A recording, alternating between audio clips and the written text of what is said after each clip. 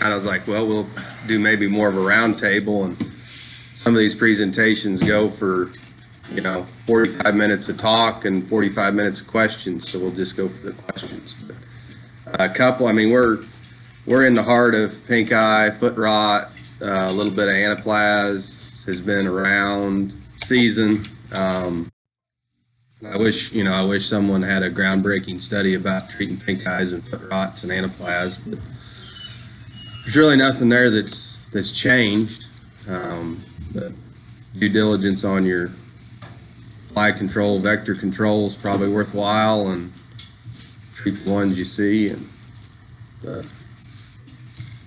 couple, I don't know if this has hit anybody or on the eve of the OCA convention. It's kind of gone around Beef Magazine and some different places that the USDA is proposing some new animal ID laws or new animal ID procedures. I guess the way I kind of look at that is those guys that write for the magazines get paid to write stories, so as soon as something might happen, they write a story about it. Get on down the line and see what USDA finally lines out. But the current proposal is that by the end of 2019, they're going to quit issuing the metal bright tags, the metal bangs tags, and the silver metals. We're still going to be able to use them, but their goal is to have a mandatory electronic button ID by 2023.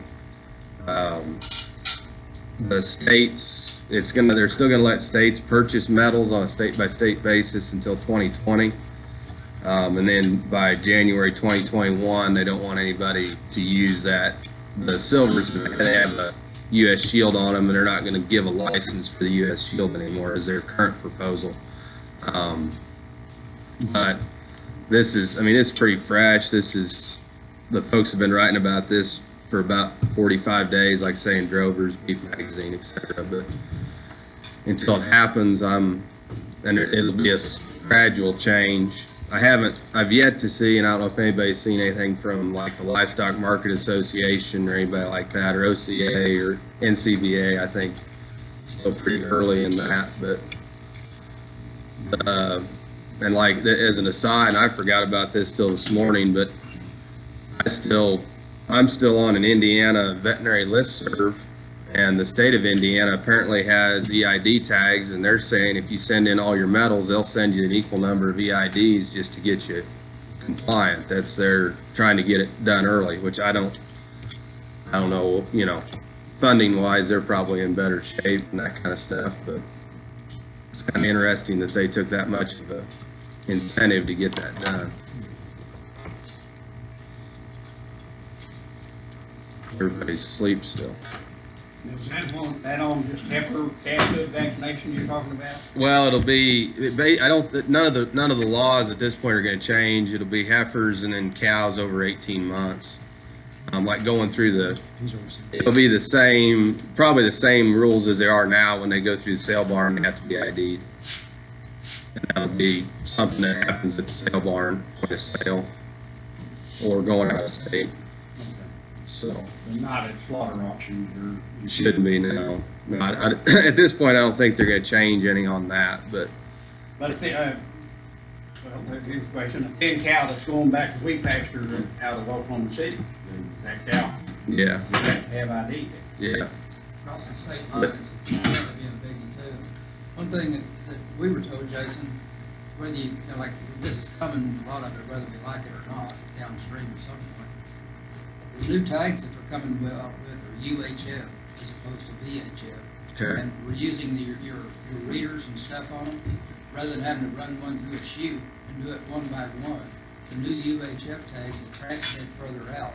I don't know what the limitation is, but you don't have to run them through one at a time. It's more of a pin size may be overstating its capability, but there are some advantages to the new ones that are coming out. And that being able to read a trailer full, I think that was a limitation. But really, the only and it kind of where that falls. Those tags cost money. The metal, the little silver bright tags, I would guess they're 10 pennies a piece, 10 cents. I mean, they're cheap. I mean, but those, to buy those tags is a couple dollars, and where that falls, if that's on the livestock market, if that's on the producer, if that's on the state, where that falls is going to be interesting. But really, I don't think there'll be any change out in the country, other than in different states at different times had programs where they put an orange button tag in for their brucellosis vaccination, and maybe we get issued those instead of the orange metals, which, I mean, that would be a good thing to get those at that point. But like I say, we got till the end of this year on the metal tag, on them issuing metal tags. We're still going to be able to use them for 3 years. So I guess maybe there's going to be a lot of metal tags that get put up in the closet used for about 3 years. So, and then the readers too. There's cost on that, and that'll be the interesting part from like the livestock markets, because you look at if you've got to manually read those EIDs, it's a nightmare. So the old metals are 2 numbers, 3 digits, and 4 numbers. So some type of accurate reading system, and then where that cost lies, if there's a program where they're going to send those out to the livestock markets, I think that's going to be the pushback, because that's where most of our cows are ID point of sale. So silence. More current events. I don't know when exactly it happened, and it's just a little bit trick. Texas kind of dropped their requirement that the virgin bulls only to 12 months, so shipping bulls into Texas, they got to be trick tested over 12 months. Oklahoma's the same as far as selling bulls. 12 to 18 months, not exposed is the definition, but under 24 months can go on a virgin bull statement. That's something we deal with at the sale barn from time to time on sale bulls and stuff. VFDs on laws and regulations, it's been here for a couple of years, and I kind of feel like compliance has been pretty good. It's been interesting that the feed companies, there really hadn't been any new products brought to the market in adjustment to the VFD, and I don't know how many things have really gone away. But, again, everybody's got the same ringer. George jumped. I think everybody's kind of made their decision on that, but like going back to the anaplasm, it's time of year to get out the medicated mineral if that's part of your program. Any more questions on that? Veterinary feed directive, does that last for 1 year? It's 6 months. 6 months for implant? Yeah. So it has to be renewed every 6 months. Have you heard of any producers being checked yet? I haven't. We got checked, I manage a feed store, and she came by and checked us and had to see our records. Some of it wasn't quite right. But supposedly she was just one gal, and she's got, I don't know. I think she had Oklahoma, Texas. Yeah, that's the regulatory burden on those folks is pretty broad. So to get down to that producer level, it's got to be. I would say that's probably a rare occurrence that it's going to get all the way to checking producers, but you don't know. But I think, for the most part, people have adapted to that situation. So, okay, there we go. Okay, so this has been, 17? First of 7th, January 1st, 17. So it's a veterinary feed directive. It was actually the regulation had been on the books since the 90s. Really the only drug that was in it was Palmitil, which is the It's the feed version of Mycotil, and it's not really antibiotic, and it's that drug was mainly a feedlot drug and was used a lot in the swine industry, but it really wasn't anything that hit anybody's radar. But in January 1st of 17, they upgraded the drugs that were included in the VFD order. So Oreomycin's in there, AS700 were the big ones. And so what that did was it's essentially a subscription or a prescription. It's a prescription-like form, but it isn't handled by the pharmacy board. So it's something that has to be done by a veterinarian with a VCPR, and then that allows the feed distributor to sell you medicated mineral, medicated feed. The other deal is it took off all extra label uses of feed antibiotics. So, some of the things that you used to go get Oreomycin crumbles for to feed are that would no longer be an indication. So it's just little indications. It's not going away. It's here. So.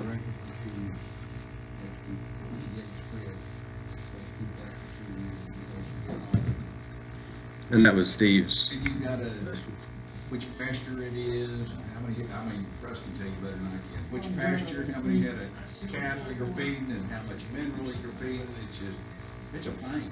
And if you carry over a pallet from one year to the next, I'm probably feeding some illegal mineral. Well, yeah, it was written on. I can't recognize my voice. Yeah. And it was written on that you got to have the VFD to feed it, because you can have it, but you're not supposed to feed it. You get in a feedlot situation, they're going to have that feed on hand, and then it would be writing a script for or a VFD for pen 45 for 2 weeks. That would be the VFD that I would write, but the feed's already there at the feedlot. It's not. The medicated mineral, it's kind of a different situation where you pick it up as you need it. But Listman is what they get the most trouble with, I guess, is what's tracking the license, and somebody won't make an issue of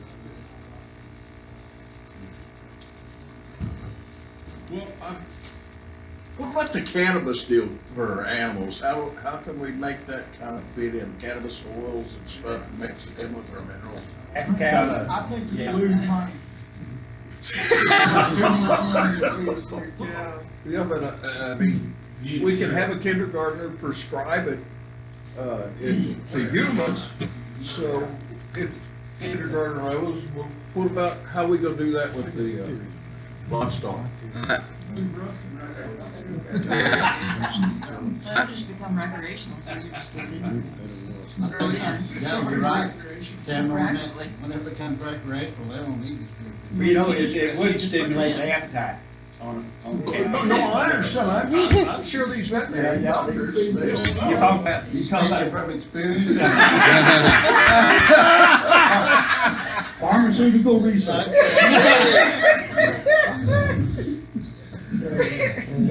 Why don't you just skip all that and plant it and bale it and feed it to them if you really want to do that? I haven't had any research on it, so. I tell you, A long Joe, time. I don't think they eat it very well. I've been to some places, up by Miko on the river. And I said, what is this stuff? It's marijuana. It's just going wild out there, and cattle and cattle. The first oil boom, they used to sell the wild stuff down on the creek maps for them counties down there in Oklahoma City, and they'd buy the maps to come out there and kind of harvest some of that. That would just Skunk weed. They won't mess with that old river weed anymore. It's not strong enough anymore.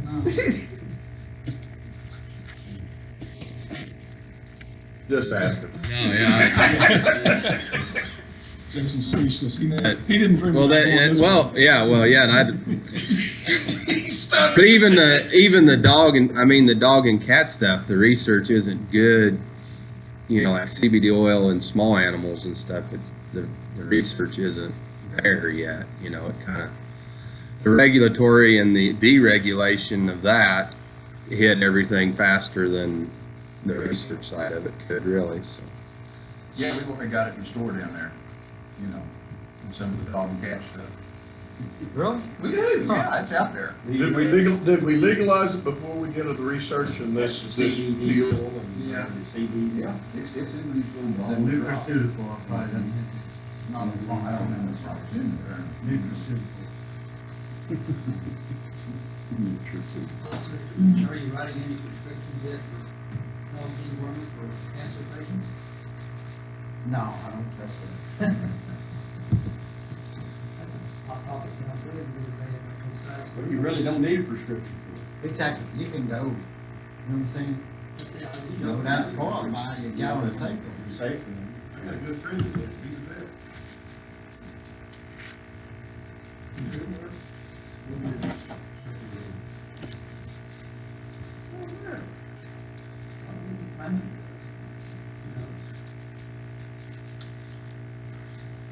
Glance of safeguard every night. Tastes great. Don't take that much, Rick, don't take a glass full. Is anybody growing hemp, or did they ever get that okay for this growing season? We got two big crops right here, Do you? Where at? Bays? Chapman Bay and Floor River. We've got mine. About ready to be harvested in September, October. I say big crops are in excess of an acre. It's costing about $17,000 an acre. They're growing CBD. CBD. And you can't spray it. CBD oil. You can't Human stress consumption, you can't go to Oh, yeah. Is it close to me? There's gotta be a way to set those rows up and then go find you an old cultivator and set it up so you can run a 40-20 between the rows instead of hoeing between the rows. But right now they're running a rototiller down between all the rows and then hoeing between all the plants. That's what they're doing on this. I'm on tape. Yeah, it'd be a way you can find one of Take a those garden, take a truck garden, cultivator man, and this run is it down through the piece of road. paper for what they're having to go through. Hey,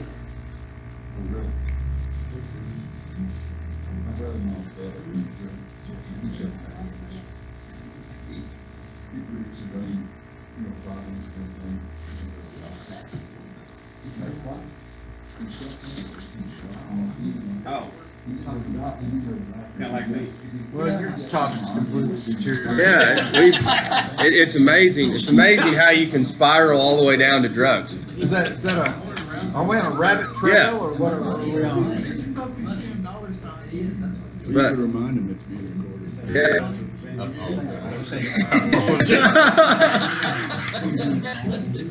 You blowed Well- up, Joe Bob. That's what he came for.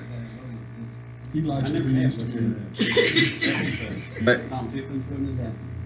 and then this, and maybe my final, I don't know, call it a current event, but you don't get press releases on this. The American Angus Association gave us a few more columns a day to the 1st of July. So next time Mark shows up, you can get Dr. Johnson with this. But they did do a maternal weaned calf value, and this is probably where I need a PowerPoint slide so y'all can read it. But here's the definition. It's an index expressed in dollars per head that predicts profitability differences from conception to weaning, with the underlying breeding objective assuming that individuals retain their own replacement females within a herd and sell the rest as cull females and all male progeny as feeder calves. The traits included are Cavanese direct, Cavanese maternal, weaning weight, milk, heifer preg, docility, mature cow weight, claw set, and foot angle, which you go back, they also put in a claw set and foot angle to try to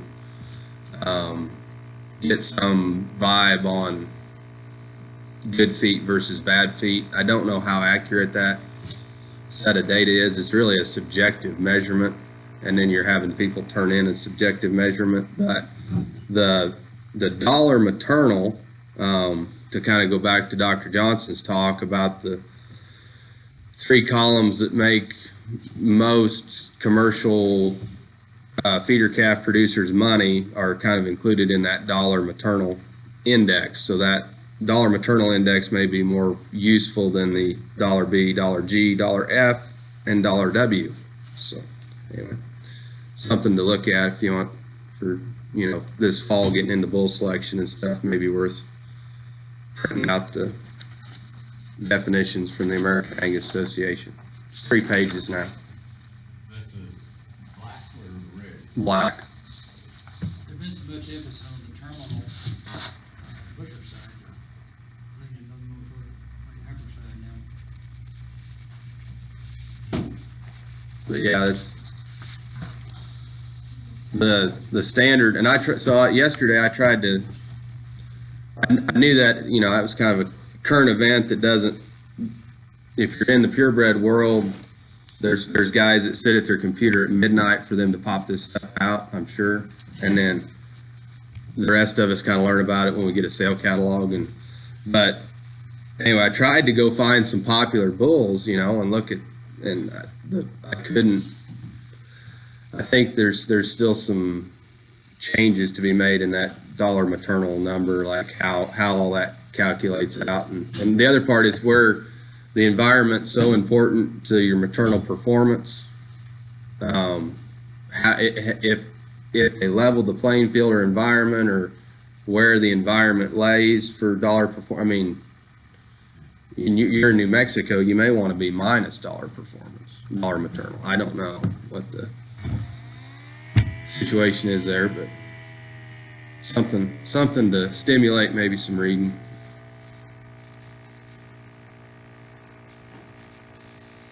As if EPDs were busy and difficult enough to read anyway. Yeah, you get. That's more. Yeah, I mean, it's practically that, and that's I pulled up those bulls yesterday. And it's almost impossible to figure out what. And then each column they're listing a total recorded. They're also listing a total records for each EPD, which is probably good, but it's not the same. There's more birth weights and weaning weights than there are yearling weights. And then when you get into the data that would have come off their daughters, that number's even smaller. So these are, I went to bulls that would have lots of progeny, and you're down to a quarter of the original progeny that were registered, and that's not counting progeny that weren't. When you get down into the milk and foot scores and some of that stuff over there, that you're really looking at a small population compared to birth weights, calving eases, weaning weights. So, but it's getting really cumbersome to decipher all that. So it's just information overload. Yeah, kind of thinking back, the thesis of Dr. Johnson's talk this spring was that you're presented with all this, but you need to decide within your operation what columns, what data actually makes you money and pays you back, because there's a lot of it that in certain situations doesn't,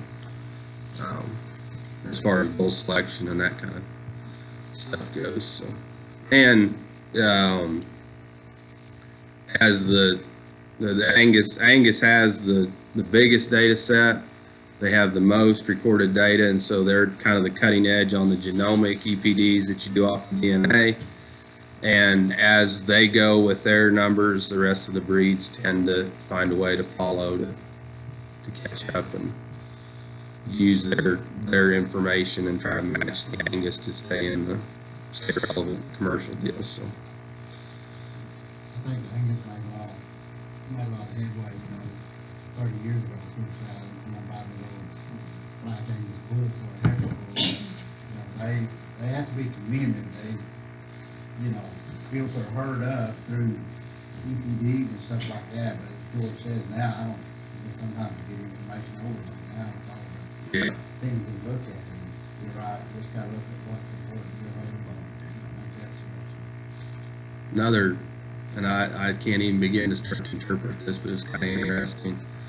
You can pull up It's the first time I've seen it on the website there, but they have a genetic trends for all these numbers.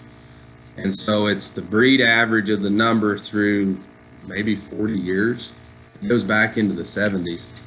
But it's interesting, you can see, you go to like birth weight and weaning weights and yearling weights, and you can see the 80s and the early 90s when cattle got bigger.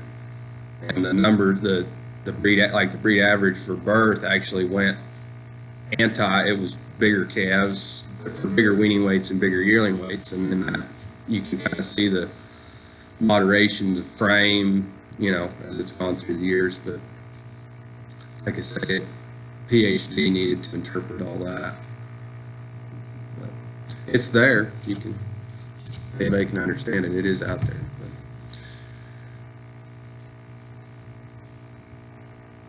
So now I ask Jason anything. How's your hernia recovery coming? Good. Good. About that Yeah. Yeah. Feel good. laparoscopic or Open. something? We ready to wrestle? As long as you're under 10 pounds, jump on.